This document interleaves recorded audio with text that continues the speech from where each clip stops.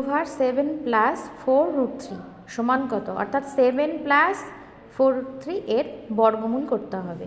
তো বর্গমূল করতে গেলে কি করতে হবে, এটাকে হোল স্কোয়ার আকারে লিখতে হবে। তাহলে আমি প্রথমে এটাকে হোল স্কোয়ার আকারে লিখে নিচ্ছি, অর্থাৎ পূর্ণ বর্গাকার আকারে লিখে নিচ্ছি।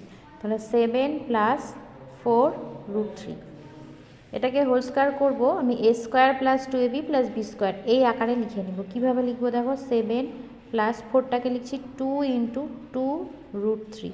তাহলে দেখো আমি এখানে 2ab পেয়ে গেছি। তাহলে আমার দরকার a স্কোয়ার আর b স্কোয়ার। a স্কোয়ার মানে 2 স্কোয়ার, 4 প্রয়োজন। তাহলে আমি এই 7কে ভেঙে 4 প্লাস 3 লিখবো, প্লাস 2 ইন্টু 2 ইন্টু √3 লিখছি।